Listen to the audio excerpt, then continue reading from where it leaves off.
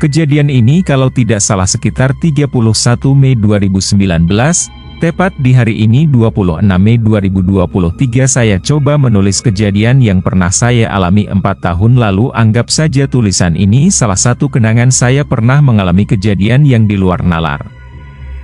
Bismillah, cerita ini akan saya ceritakan bertahap insyaallah sampai selesai. Saya mulai dari saya yang ingin bertemu dengan sahabat saya yang umurnya jauh di atas saya, Al-Fatihah, karena beliau pun sudah berpulang ke rahmatullah sekitar 1 atau 2 tahun lalu.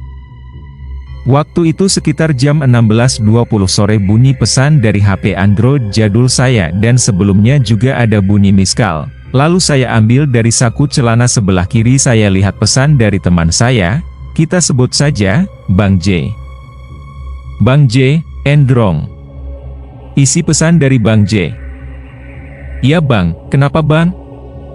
Jawab saya di pesan. "Kesini sebentar." Balas Bang J. "Oh iya Bang, sebentar, emang kemana Bang?" Jawab saya. "Kluster." Jawabnya. "Sebelumnya mohon maaf, cerita saya lanjut sepulang jemput. Permisi." Selamat malam untuk para suhu penikmat, penulis cerita. Waktu maghrib, 11 jam kesurupan. Lanjut di jam 21.40 sambil nunggu nyeduh kopi dulu, yang mau bantu RT, like monggo.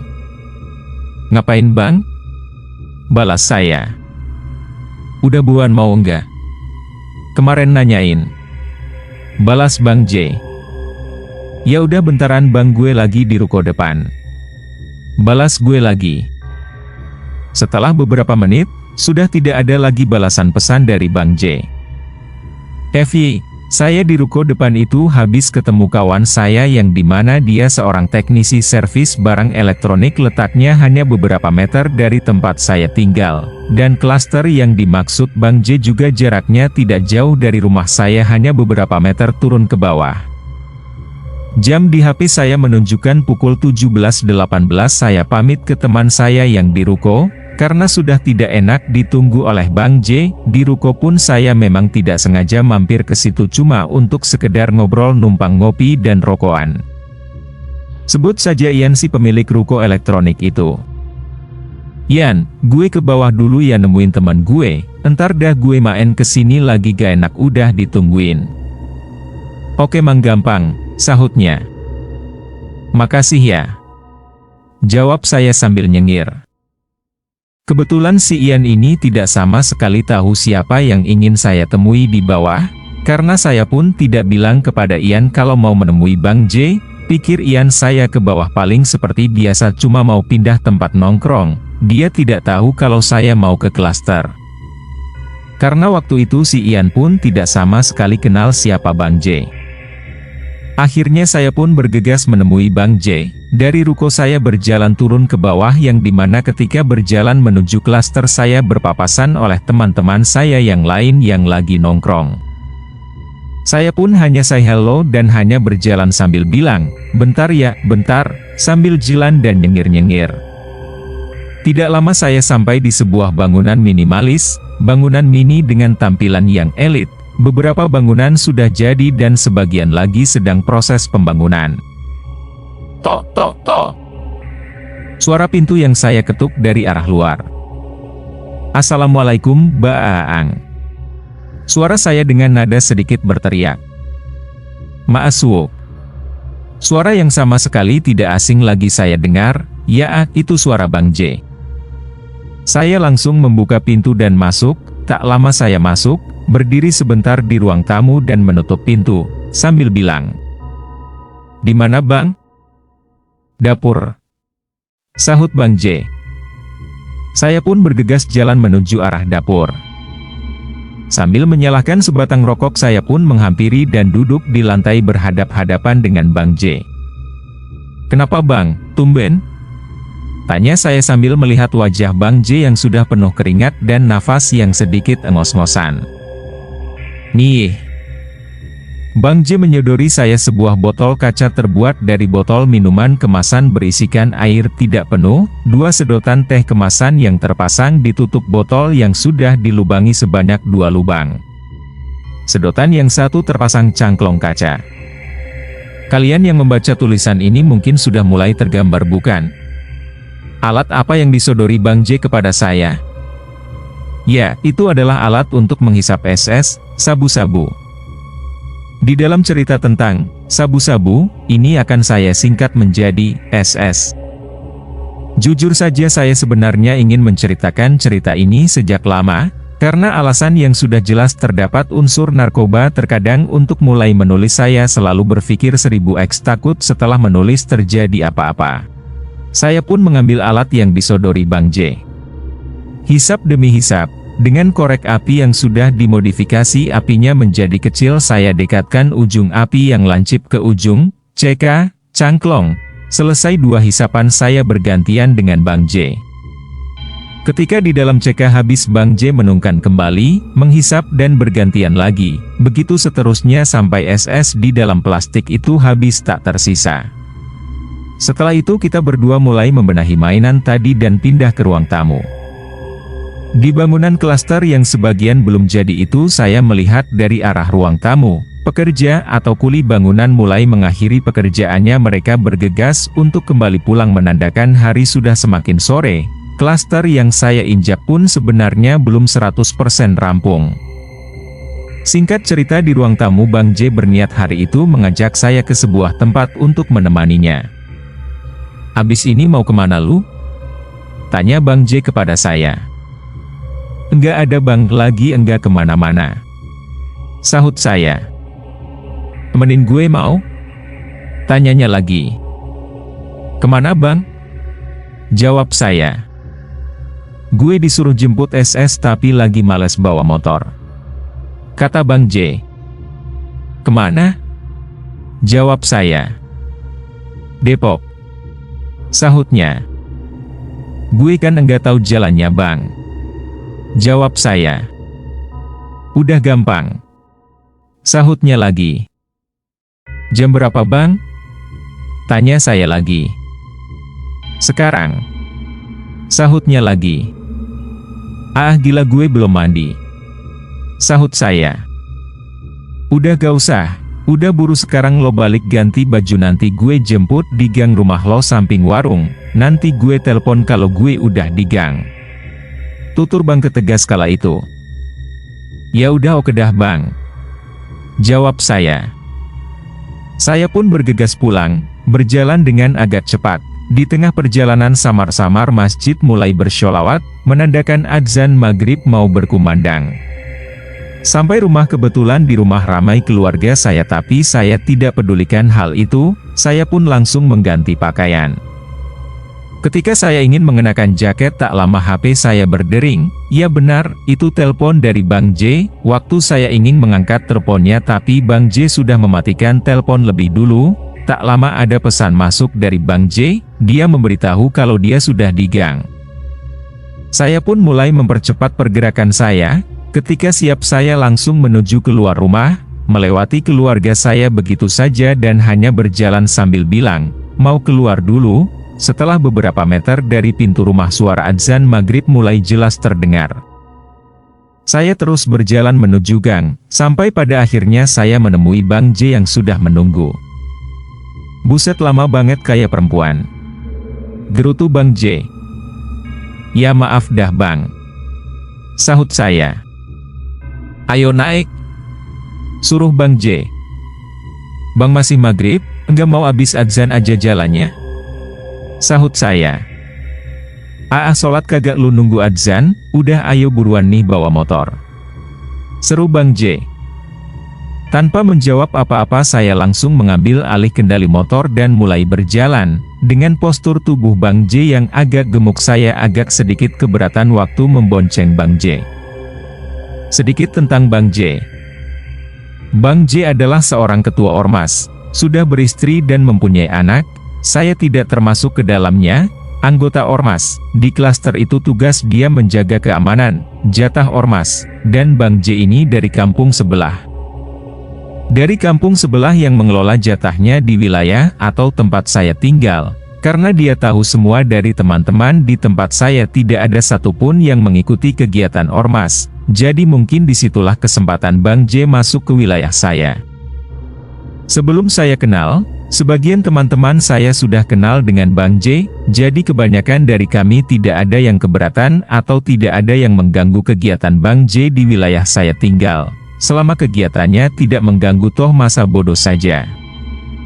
Kembali ke cerita. Singkat cerita, saya dan Bang J sudah sampai tujuan, yaitu di kota Depok. Kita berhenti di depan SPBU, menunggu seseorang yang mengantarkan SS ke Bang J. Hampir setengah jam yang ditunggu belum juga datang.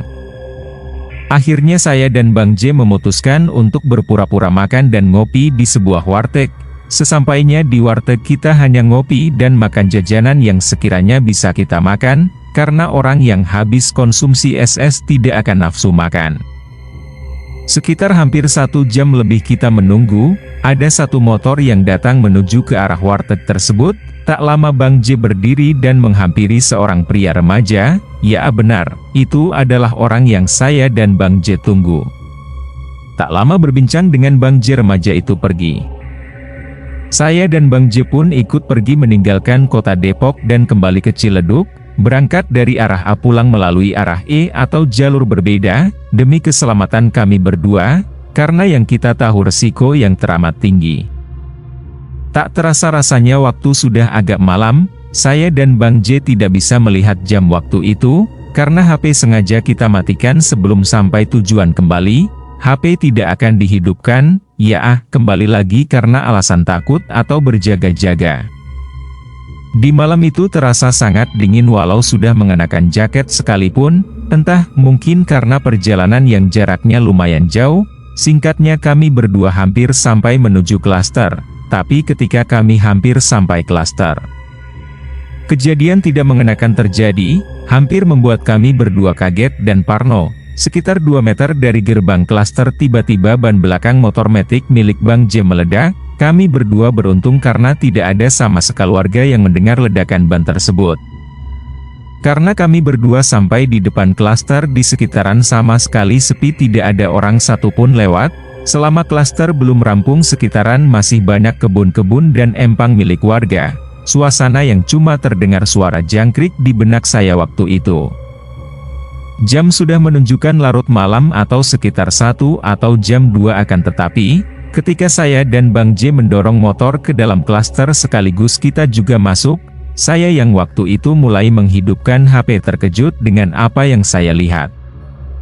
Di benak saya yang tadinya saya pikir jam pada waktu itu sudah menunjukkan jam 1 atau jam 2 pagi, ternyata di HP saya baru menunjukkan pukul 22.18 WIB, kaget.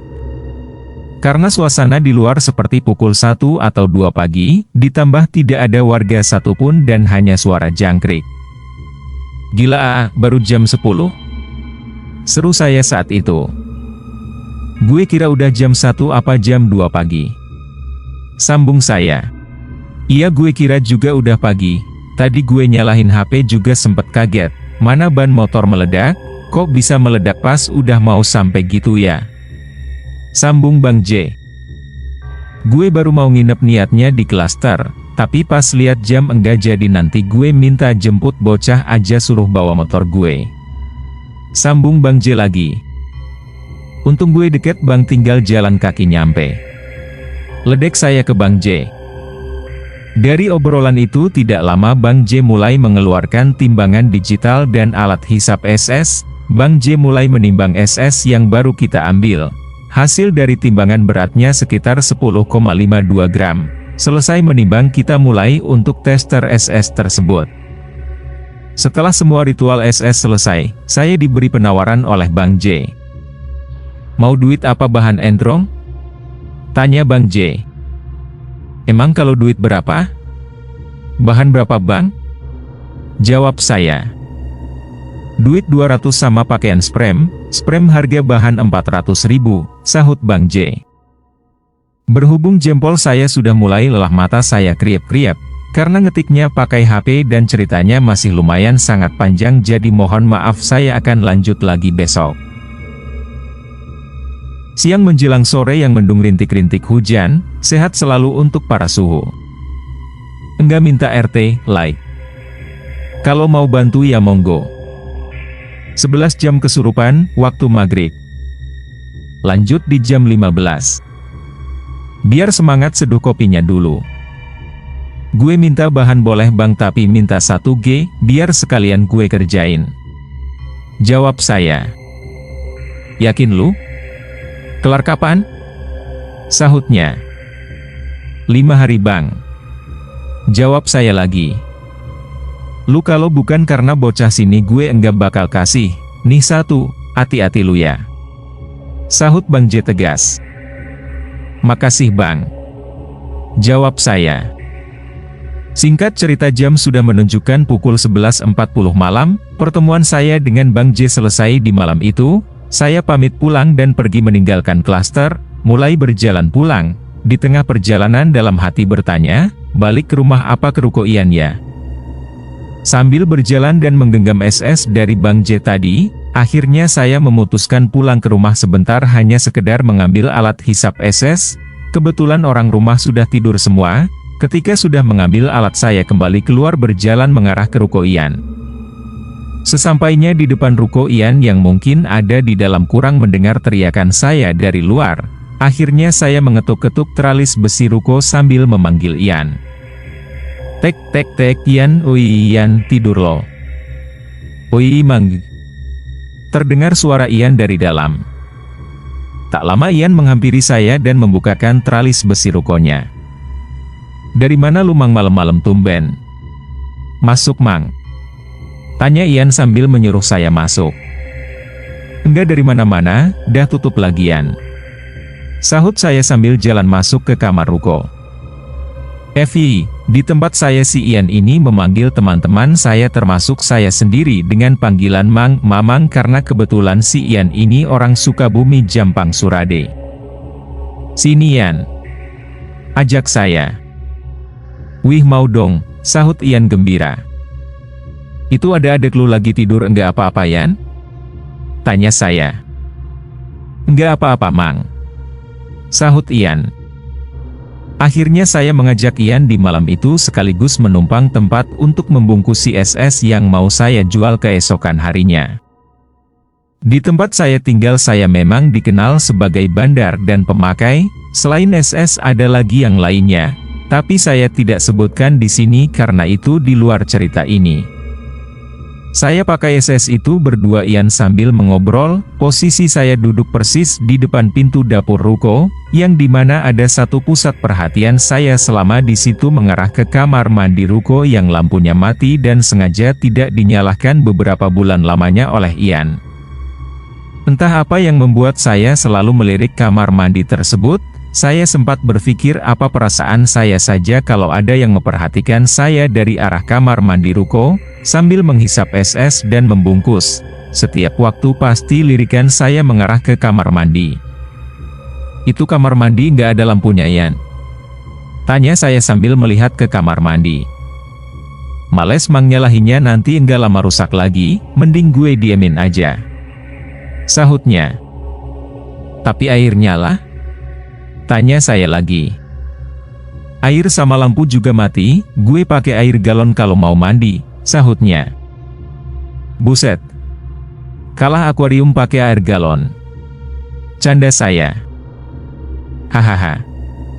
Enggak beli mang, minta sama warung sebelah, kan di depannya ada keran air. Jawab Ian. Selama obrolan itu pandangan saya masih terus mengarah ke kamar mandi, seperti benar-benar ada sesuatu yang saya rasakan. Untuk mengalihkan pusat perhatian, saya mencoba menonton TV yang sudah Ian setel sebelumnya, tapi pandangan saya masih ke kamar mandi itu. Akhirnya saya mencoba sedikit menggeser posisi saya, yang tadinya menghadap langsung sekarang menjadi agak sedikit menyamping. Dan mencoba sedikit menutupi pandangan saya dengan menggeser pintu agar sedikit tertutup. Saya alihkan sembari saya bermain judi online, akan tetapi sesekali pandangan saya masih terus ke kamar mandi itu. Kamar mandi serem bener ya rasanya. Gerutu saya. Serem gimana mang? Tanya Ian. Enggak apa-apa serem aja enggak ada lampunya. Sahut saya. Ian hanya nyengir mendengar ucapan saya tadi. Gerah banget enggak sih Ian? Tanya saya. Iya Mang, gue kira gue doang. Tapi panasnya gini banget rasanya ya. Sahut saya. Hawa panas yang menurut saya aneh dan tidak biasa saya rasakan di malam itu, akhirnya Ian memberikan tawaran pada saya. Mau dibuka aja Mang pintu belakangnya? Kata Ian. Emang bisa Ian? Tapi udah malam, beresin dulu kali kalau misalkan pintu mau dibuka. Sahut saya. Jam sudah menunjukkan pukul 1.30 pagi. Saya memutuskan untuk membereskan bungkusan SS, dan hanya menyisahkan sisa tuangan SS yang masih ada di alat. Akhirnya Ian mulai mencari sesuatu untuk membuka pintu belakang ruko. Kurang lebih seperti ini pintu belakang rukonya. Foto ini saya ambil langsung untuk gambaran, jadi pintu rukonya ini terbelah dua, bisa dibuka atasnya saja atau bawahnya dan bisa juga dibuka keduanya. Di bawah pintu ada satu tangga tapi maaf tidak terfoto. Image. Satu tangga itu untuk akses masuk jika ingin masuk melalui pintu belakang, tingginya sekitar setengah meter. Pintu ini dulu memang sering dibuka tapi entah karena alasan apa pintu itu dipantek dari dalam oleh Ian sendiri. Ian lalu mulai membuka pantekan pintu dengan menggunakan tang, dipukul dan mencoba diputar-putar. Agak sedikit keras karena lumayan dalam Ian memantek pintu, belum lagi beberapa paku terlibat oleh kawat. Setelah beberapa menit, akhirnya pantekan pintu berhasil dibuka. Saya dan Ian mulai menggeser meja kompor yang menghalangi akses untuk membuka pintu. Mau dibuka semua Mang? Tanya Ian. Gak usah atasnya aja biar ada angin? Sahut saya. Akhirnya pintu atas saja yang kami buka sekedar ada udara yang masuk, kami berdua pun duduk kembali di posisi semula, tapi entah kenapa, pintu sudah dibuka, kipas angin menyala. Hawa panas itu masih saya dan Ian rasakan. Tapi kami berdua cuek tidak peduli akan hal itu. Tamat.